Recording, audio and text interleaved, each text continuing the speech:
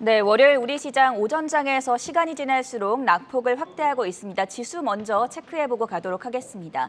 코스피 지수 오늘 하락으로 출발한 가운데 장 초반에 상승 전환하기도 했었는데요. 결국에는 약세로 돌아서면서 현재 0.5% 하락한 2,686포인트 지나가고 있고요.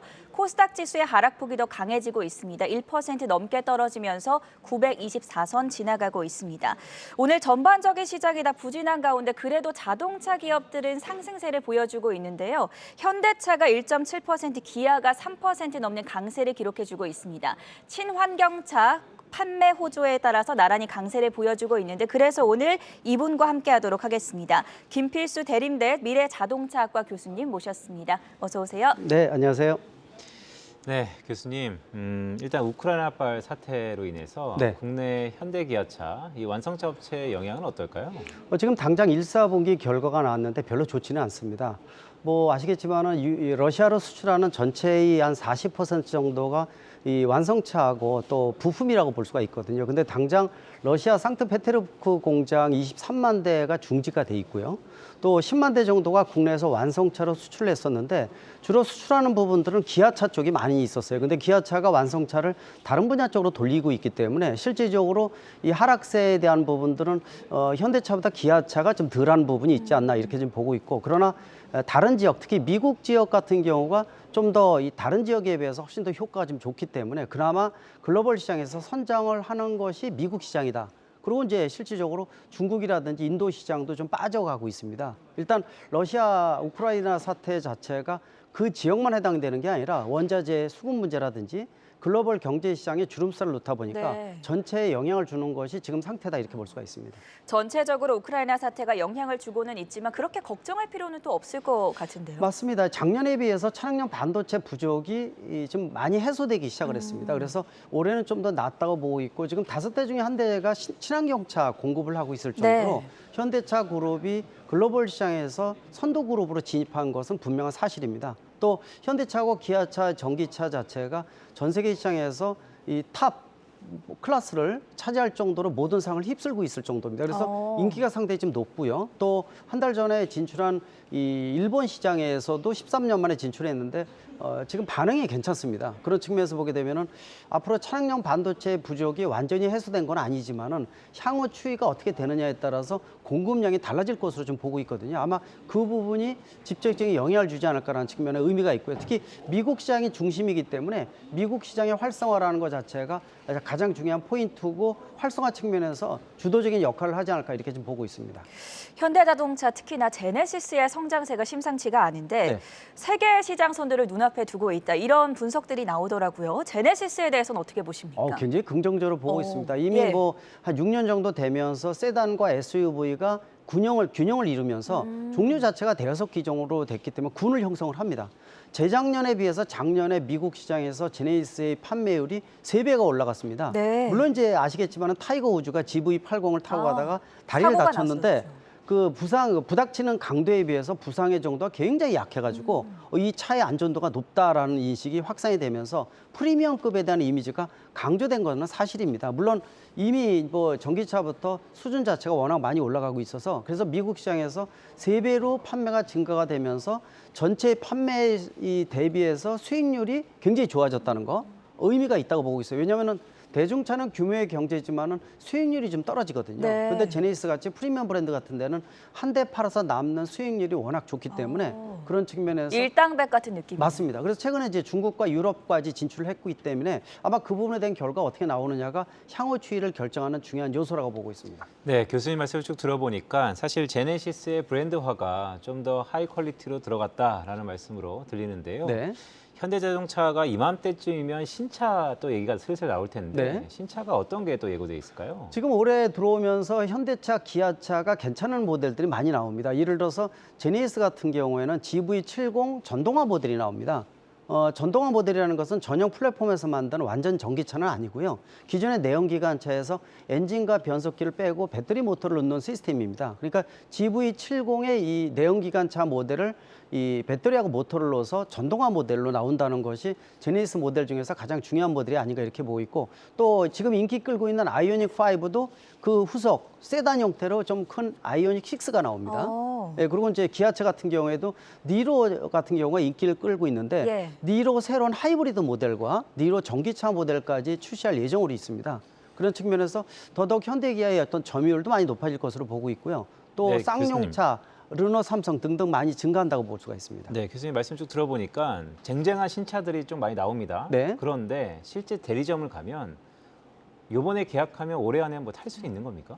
그게 지금 걱정입니다. 이제 이게 차량용 반도체 부족이 현대차 그룹만의 문제가 아니라 전 세계 글로벌 제작사의 같은 문제라고 보고 그렇죠. 있습니다. 이미 3년 정도부터 진행이 되고 있는데 이 차량용 반도체가 완전히 해소된다라는 것은 내년, 내후년도 좀 부정확합니다. 그러니까 이게 10년 이상 갈 수도 있다 이런 얘기가 나올 정도거든요. 더욱이 전기차가 확산되면서 내연기관차 대비해서 전기차의 차량용 반도체가 3배에서 4배가 더 소모율이 커집니다.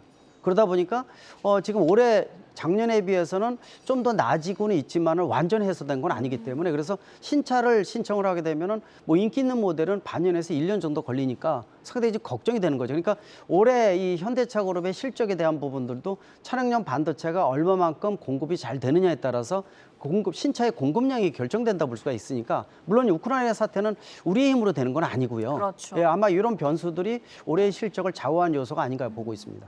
주제를 조금 돌려보도록 하겠습니다. 불붙은 쌍용차 인수전 지금 뭐 2차전으로 좁혀지고 있는 양상이에요. 쌍방울과 KG그룹 치열한 공방전이 예고가 되고 있는데 네. 향후 전망 어떻게 보십니까? 가장 고민이 많은 게 쌍용차입니다. 이번 신정부 들어와서 가장 큰 폭탄을 하는 것이 쌍용차라 네. 볼 수가 있거든요. 그리고 이미 법정 관리를 6개월 연장을 해서 10월까지 이제 6개월뿐이 남지가 않았는데 마지막 단계입니다. 별로 좋은 게 아닌 게 미래 성장 동력이 좀 부족한 게 쌍용차이기 때문에 실제로 이번에 이 재공고가 나오면서 얘기 나오는 뭐 쌍방울 그룹이라든지 이런 그림들이 자동차 제작사를 안기에는 상당히 좀 부담이 되는 규모가 그리 크지 않다는 게 문제점입니다. 이미 에디슨 모터스가 인수가 무산된 것도 가장 큰 이유가 제대로 된 자금 공급이 안 돼서 그렇거든요. 네. 근데 아마 6개월 남은 기간 동안에 좀 더 많은 비용이 올라가서 4천억 원에서 5천억 원이 당장 필요하기 때문에 과연 이 지원해주는 그룹에서 이 4, 5천억 원의 현금이 있어야 된다는 거. 그리고 추후에 인수를 하더라도 5천억 이상이 더 들어가서 1조 원 이상이 더 소모가 되거든요. 그래서 문제는 쌍용차가 부활을 해줘야 되는데 걱정이 되는 것이 수명 연장뿐이 되지 않느냐라는 이런 의미가 많이 강조되고 있고요. 그 정도로 전 세계 시장에서 지금 전기차로 전환이 되면서 잉여 시설과 잉여 인력이 너무 많이 쏟아져 나오기 때문에 글로벌 제작사가 쌍용차에 투자를 하면 좋겠지만은 미래 성장 동력이 부족한 쌍용차에 투자할 이유가 없기 때문에 그래서 더더욱 고민이 되고요. 그래서 앞으로 쌍용차 자체를 무조건 살려야 되긴 하고요. 네. 왜냐하면 이 국가 경제에 끼치는 영향이 자동차 산업은 너무 큽니다. 고용 문제도 많이 얽혀 있어요. 맞습니다. 부품사도 500개가 넘고요. 예. 여기에 종사하는 인원이 5만 명이 넘어서 아마 부양가족까지 20만 명이 넘고요. 또 애프터마켓, 또 차가 전달돼서 폐차할 때까지 관련된 인원도 워낙 많고요. 심지어는 만약에 문제가 생기면은 쌍용차를 갖고 있는 일반 소비자들도 일단 가격이 하락이 되고요. AS를 제대로 못 받고 이 부작용이 엄청나게 크기 때문에 자동차 제작사는 상당히 좀 국가적인 차원에서 문제가 좀 있어서 좀 6개월뿐이 남지 않았기 때문에 그러면서도 자구책에 대한 것들을 굶어 죽을지언정 허리띠를 졸라매는 이런 모습을 좀 보여주면서 투자자가 원만하게 나왔으면 좋겠는데 상당히 좀 고민되는 부분이 누적되고 있다 이렇게 보고 있습니다. 네, 교수님 조금 민감한 문제이긴 합니다. 네. 하지만 조금 더 민감하게 질문을 좀 드리겠습니다. 사실 SUV의 명가였습니다. 네. 쌍용차. 근데 쭉 말씀을 들어보니까 일단 시간이 별로 없어 보이고 또 고용 문제는 국가 전반적인 산업에서의 여파가 좀 있어 보입니다. 네. 좀 상상의 나래를 펴볼까요? 그렇다면 이 쌍용차가 기상회생 한다면 어떤 조건이 뒷받침돼야 될까요? 가장 중요한 것이 미래차에 대한 성장 동력을 갖고 있는 원천 기술을 많이 갖고 있어야 돼요. 그러니까 지금 쌍용차는 주로 SUV에 한정돼 있었고 또 디젤 차에 주로 인기를 많이 끌었었거든요. 근데 뭐 아시겠지만 작년 요소수 문제라든지 요새 또 유가 자체가 이 가솔린만큼 많이 올라가고 있어서 디젤 차의 장점이 많이 사라지면서 퇴출 속도가 더 빨라졌다는 겁니다. 그래서 이 쌍용차가 팔 수 있는 모델이 굉장히 적다는 거. 또 이모션이라는 전기차가 좀 나왔지만은 현대 기아차에 비해서는 많이 떨어지는 게 사실입니다. 그런 측면에서 또 국내 소비자들의 눈높이가 글로벌 수준 중에서 가장 까다로운 수준이기 때문에 그런 측면에서 보게 되면 전기차 같은 미래의 원천 기술을 갖고 있는 부분들을 중점적으로 개발을 좀 해줘야 되고요. 또 SUV에 한정돼 있지만은 국내뿐만이 아니라 해외 시장 개척을 원만하게 해줘야 된다는 거죠. 그래서 이 어떤 차종에 대한 다양성뿐만이 아니라 완성도 높은 전기차를 통해서 수출 물량이나 내수 물량이 좀 늘어나야 되는데 그렇게 되기까지는 한 2, 3조 원 정도가 투자가 더 돼야 된다는 거, 또 시간도 필요하다는 거 그런 측면에서 더더욱 고민은 많고 해결 과제는 누적된다고 볼 수가 있습니다. 네, 짧게 마지막 질문 좀 드리겠습니다. 말씀 주셨던 것처럼 네. 사실 전기차 시장이 나아가야 될 방향인 것 같습니다. 5월 달이면 새로운 정부가 들어섭니다. 이 정부는 또 전기차 충전소에 관련돼서 상당 부분 공약을 내세우고 있는데요. 네. 이 모빌리티 산업, 전기차 산업은 어떻게 좀 발전될까요? 일단은 뭐 무공해차 하게 되면 전기차하고 수소전기차인데 수소전기차는 시간이 좀 더 많이 걸립니다. 지금 당장은 전기차가 주도하고 있다는 거. 올해 이 글로벌 시장에 950만 대 예상을 하고 있고 내년에 1,500만 대거든요. 이미 주도권은 전기차로 완전히 넘어왔다는 겁니다. 이 예전과 패스트 팔로워, 즉 빠른 추격자 신분으로 국내에서는 자동차 산업을 이끌어왔지만 이제는 퍼스트 무버, 선도 주자가 되지 않으면 예. 세컨드, 둘째는 없다는 거죠. 그런 측면에서 좀 더 정부가 산학 연관에 대한 시스템 또 연구 개발 투자뿐만이 아니라 특히 대한민국이 아직도 규제 일본도의 포지티브 정책이 많거든요. 이걸 네거티브로 얼마큼 활성화시켜 주느냐가 신정부의 역할이고 동시에 전기차뿐만이 아니라 충전 인프라도 편하게 특히 도심지 70%가 아파트에 거주하고 있어서 좁은 공용 주차장에 충전 인프라를 어떻게 설치하느냐가 성공의 관건이기 때문에 네. 한국형 선진 모델의 안착도 이번 정부에 들어서 가장 중요한 초점이라고 볼 수가 있습니다.